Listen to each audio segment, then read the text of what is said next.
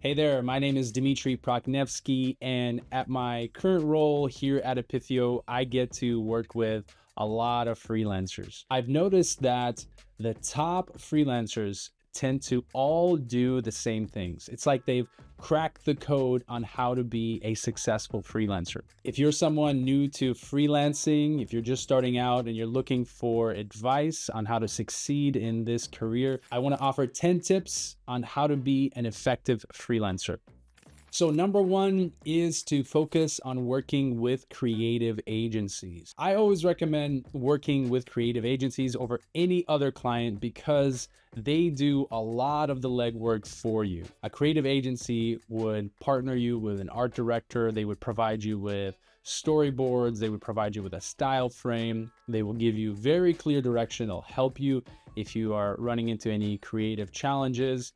And they will also interface with a client on your behalf. So really all you do when you work with a creative agency is you just animate. You do what you do best. So working with a creative agency is just way more return on your efforts, and I highly recommend it to every new freelance animator. Number two, use the 80-20 rule when you're crafting your portfolio. So what that means is make sure that 80% of the work in your portfolio is the stuff that you are really good at and that you want to be hired for. And only 20% should be things that you're capable of doing, but maybe not so excited about doing. So you want to show your range, like, hey, look, this is all the stuff that I can do, but keep that part down to just 20% of your portfolio. Really focus in majority of your portfolio on the stuff that you're the best at and on the stuff that you want to continue being hired for. One scenario might be, let's say your portfolio right now is consisting of 2D motion graphics work, and you really love 3D character animation and you want to be hired for that sort of work, but you don't really have a lot to show. Start doing personal projects where you build up that end of the portfolio a little bit more to the point where it's 80% of your portfolio. The reason why I'm giving this advice is because practically speaking, clients tend to hire you for things that they can see you are capable of doing. So if they see that you mostly do 2D motion graphics work, that is the number one thing that they'll feel comfortable hiring you for. If they see that most of your portfolio consists of 3D character animation, that is what they will be more comfortable hiring you for.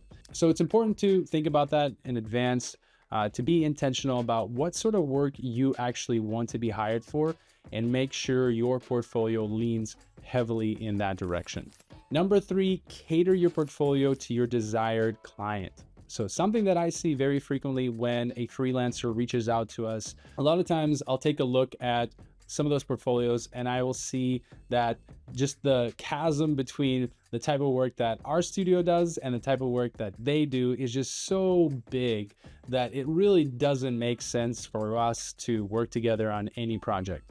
Sometimes I wonder, like, have you even looked at our portfolio? Do you know what type of work we do? Because clearly you do something totally different, right?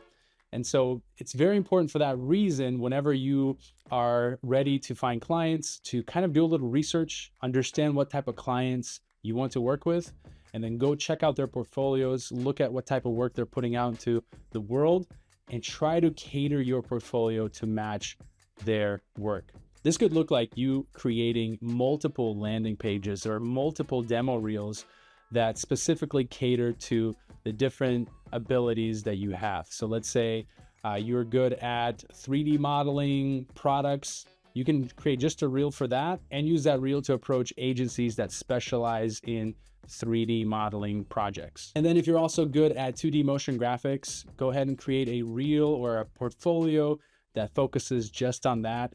And that is the link that you would send to studios that specialize in 2D motion graphics work. The goal here is to try to mirror your desired client. And that is one way to bridge that trust gap, is by showing your work and saying, hey, look, my work and your work is pretty similar. I think we could work together.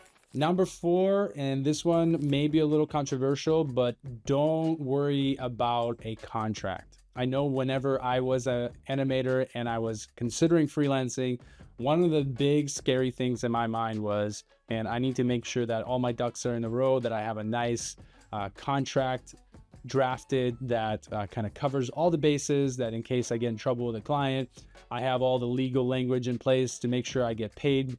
There's so many horror stories online of creatives getting mistreated by clients. So I think a lot of people go into freelancing with that kind of very protective mindset. Like, I need to have this contract figured out. I need to make sure I'm protecting myself. If you are working on a 3-month long engagement where you're going to get paid 5 figures on it, then yeah, like, you should have a contract in place. You should have something figured out. But for the vast majority of freelance motion graphics work, you don't need to create an elaborate contract. Just sending an email, clearly communicating your terms, your expectations will suffice for those sorts of projects. And I will link an example of what that looks like in the description below. Tip number 5 is network on LinkedIn. So this is becoming more and more popular, but I feel like still a lot of animators don't know about LinkedIn in terms of they're not really utilizing it. It's seen as like a non-creative space. LinkedIn is not Instagram, Behance, Dribble, but that is the whole point of this tip. There's not an overabundance of creative people there, and that means you stand out even more if you do decide to network on LinkedIn. And besides that, you want to be where your potential clients are, and hiring managers are on LinkedIn. They're not always hanging out on all those creative social media platforms. They're hanging out on LinkedIn. It's really easy to stand out of the pack when you have a connection with somebody. You're starting to post your work. You know, other people are posting little infographics or something like that, and you're posting amazing illustration or animation. That will be very eye-catching, and that will bring you a lot of connections and potentially a lot of work. So definitely take advantage of LinkedIn for networking. Number 6 is using Glassdoor.com to figure out what is the current going rate for your services. I'm gonna throw it back to Dimitri in the past, and I'll play a video here for you where I go deeper on exactly how you can do that. Go to a website like Glassdoor.com, where full-time employees anonymously share their salaries. Look up the average salary for an animator with your level of experience in your area. Let's say you learn that the average salary for an entry-level animator is $60,000. Divide $60,000 by the number of weekdays in a year, which is 240, taking into consideration about 4 weeks of paid time off. You would get a rough day rate of $250. So there's your day rate. However, since that number doesn't include all the additional costs employers pay per worker for things like health, dental, disability, and life insurance, as well as for equipment and software licenses, and of course taxes, so you would want to mark up that day rate by about 30% to account for all those costs. In our example, that would bring our $250 day rate up to $325. So that's a good way to go about determining your day rate if you're just starting out as a freelancer. Once you have your feet wet with a few projects, you'll start developing a more refined understanding of what exactly your clients are willing to pay you for your work. Number 7, kind of obvious, but over communicate. It's very important. Communication is key, especially if you're freelancing in a remote environment and somebody entrusted you with their client's project and they don't see you or hear from you. That is so stressful for those of us on the other side of the freelancing engagement. And it is absolutely always welcomed whenever we have freelancers over communicate, give us constant updates on their progress, let us know that they're on track to hit the deadline. And that saves us from having to kind of worry and go out of our way and check in with you and see if everything's going okay. So that's the main part, over communicate. But something that is folded into that is over communicate about the good and the bad. So sometimes we'll run into situations where one of our freelancers, let's say, ran into some kind of a problem. Let's say they got sick, they lost power, they lost some time on a project, whatever happened. And we don't find out about that until like the very last minute when the project is actually due, because they were trying to kind of like catch up and they were pulling crazy hours. And all this time we had no idea there was an issue until the very last moment where they're like, sorry, I tried my best, but I couldn't catch up. And that puts the creative agency in a bind with a client. Had we known beforehand that there was an issue, we could absolutely throw some more resources on the project. We can pull in other freelancers, we can pull in some internal staff to help out and to get the project back on the rails. But waiting until the last minute to alert your client that there's an issue, there's really no benefit to that. I can think of several times where I've worked with a freelancer directly. They let me know there's an issue. They let me know how they plan to solve that issue, and then they pull through on that plan. That actually creates a lot more trust in that working relationship, in that, hey, now I can trust that you will let me know when there's something going on.